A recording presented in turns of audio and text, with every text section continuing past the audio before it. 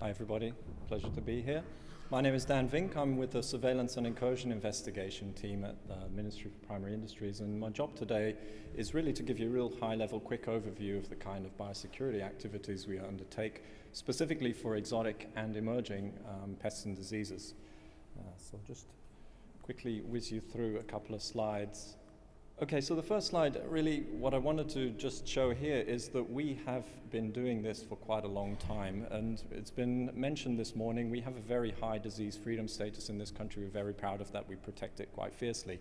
It's important to realize we've only had bees in New Zealand for about 175 years, which in a historical context is not all that long. Unfortunately for us, we've had American foul brood for nearly that same amount of time. But one thing that has done for us is that it's driven a lot of disease control and enshrined that in regulation. And so from the Apiaries Act in 1908, we've had a regulatory basis for disease control, and I think that stood us in really good stead. Up till the early 90s, that was a fairly integrated kind of program, and then we sort of separated it where industry was held accountable and had the mandate for controlling endemic diseases, specifically American foul brood, whereas we, in the Ministry of Agriculture and Forestry, as it was then, had the mandate for exotic pests and diseases, and we still do that. And the surveillance that we manage today is, in effect, the same as we've been running since that time. So it's a really well-established system that we have. What surveillance do we do? Well, generally we talk about it in two different streams, active surveillance and passive surveillance. Now, active surveillance we generally consider to be what's called investigator-initiated, so that's work that we do from the ministry. We coordinate and manage it, and it's actually operated mostly by Shore Quality. Passive surveillance is what's referred to as observer-initiated, and so that's where you people really have a role to play, because that relies on notifications from beekeepers if they observe anything that's untoward. We don't consider of these two different streams as separate activities. We consider them really as being complementary activities which fit within a system. So although we talk about them in separate terms, really what it comes down to is we manage them as a complementary set of different activities, and they should be considered as such.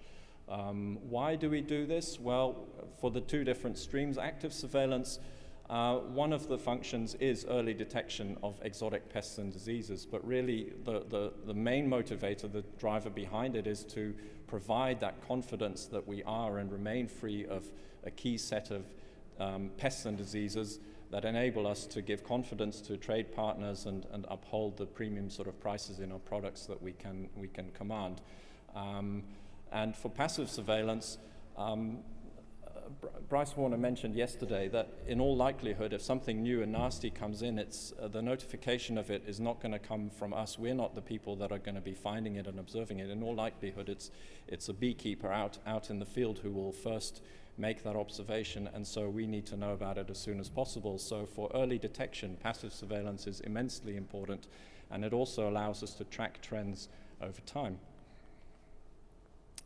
I'm not really going to speak much about our active surveillance program. I'm hoping that most of you will be familiar with this. We publish on it quite regularly.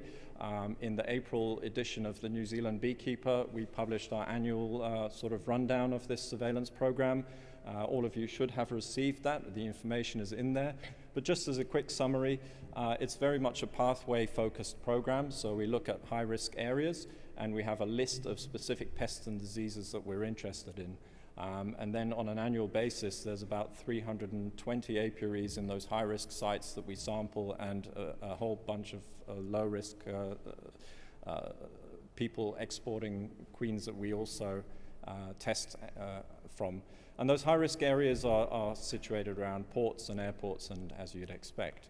So if we look at the map of New Zealand, there's 18 or 19 of these high-risk areas. They are quite targeted and quite focused.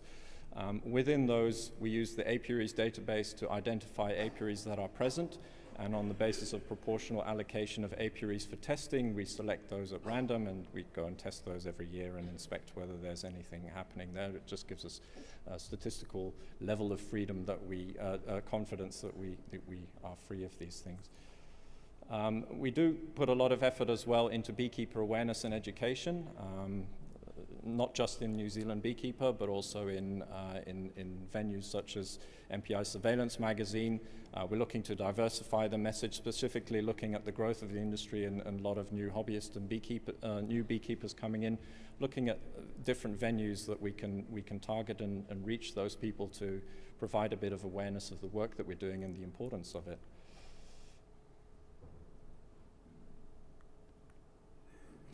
The passive surveillance is really, yeah, as I mentioned, it really relies on you, and it relies on notification to our incursion investigators when we do observe things which may be exotic or pest or disease incursions. It mostly works through that 0800 hotline. There's some information materials available at our stand out there. Come and have a chat with us. We do like to talk about what we do. What happens when you ring that number? Oops, why has it gone back?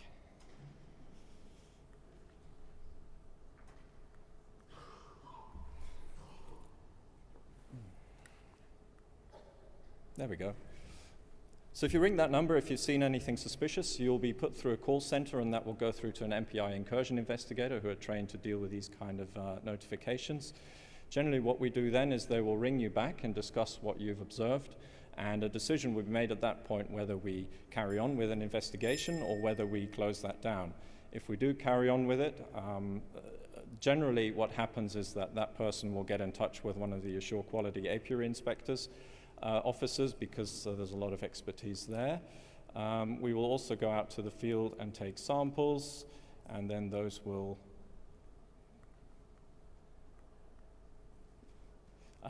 go to one of our two laboratories, Animal Health Laboratory or the Public Health and Environment Laboratory, and those will be tested.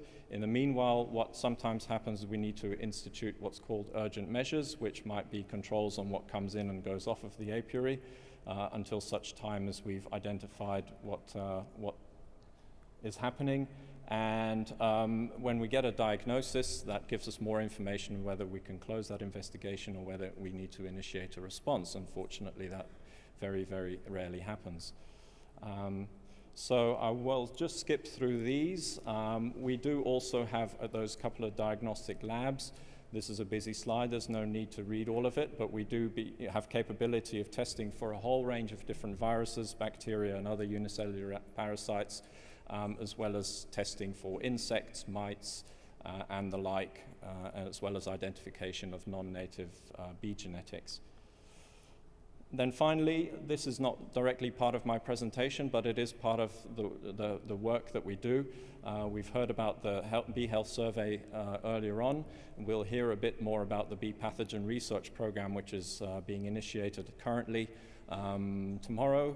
These are activities which do provide more scientific sort of information, which will go into refining our surveillance and just strengthening that going forward. So in a nutshell, we have been doing surveillance for a very long time. We hope we are fairly effective and we have good systems in place to do that.